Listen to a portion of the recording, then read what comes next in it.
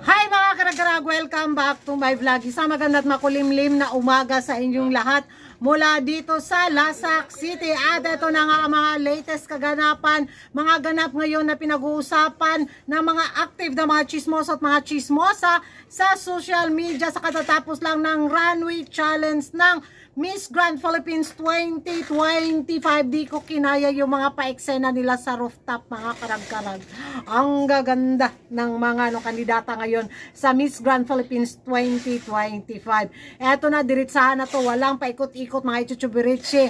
Napanood ko yung mga runway challenge na mga kandidata. May mga kumabog naman na mga kandidata, pero diretso na tayo sa top 2 mga karag-karag na tiyak na maglalaban sa corona sa Miss Grand Philippines 2025.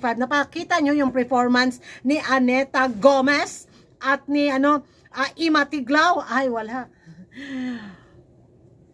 Lapas speechless galore ako sa naging performance ni Aneta.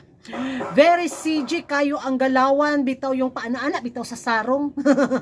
Yun, pa sa sarong sa katuyang pa kapakapa ba na ay grabe yung effect din ng ng pag-video bitaw sa kanya. Imot kayo yung pag-gown ba? Ay, wala ginalingan ni Anita sa round na to sa Miss Grand Philippines 2025 Runway Challenge. Makikita mo talaga yung galawan, bitaw ng pasarila, bitaw ni CJ.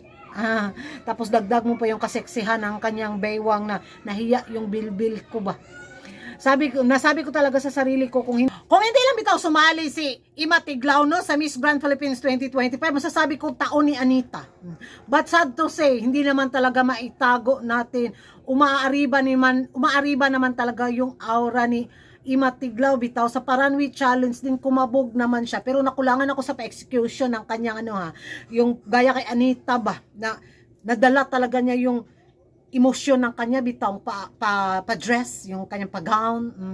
Kay Ima Tiglao naman, andun naman yung lakad. Look at the mga binti, ang mga legs na rumampa kasi kita kay Anita pahaba kasi yung suot niya, while kang Ima Tiglao maiksi. So kita mo talaga yung step by step ng kanyang lakad bitaw. Doon ako naseksihan sa bandang yun kay Ima Tiglao, mga karag-karag.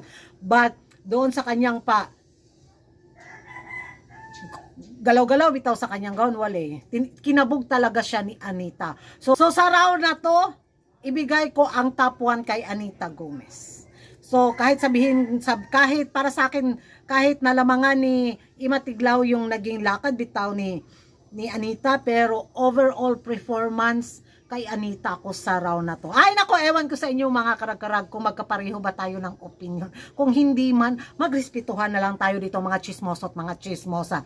At ibigay ko sa inyo yung comment section kung ano yung magiging reaction nyo sa performance ni Anita Gomez at saka ni Ima Tiglao sa Miss Grand Philippines 2025 Runway Challenge, na sila naman talaga yung malakas na frontrunner ngayon sa corona bitaw sa Miss Grand Philippines 2025. Nako, sino ang kumabog? Sino ang kinabog? Comment down below! At kung hindi ka pa nakapag-subscribe sa YouTube channel ko, don't forget to like and subscribe. Karagan, hit the notification bell para updated kayo sa mga latest kaganapan at late na intriga sa mundo na beauty pageant. And thank you for watching. See you in my next vlog. Bye-bye!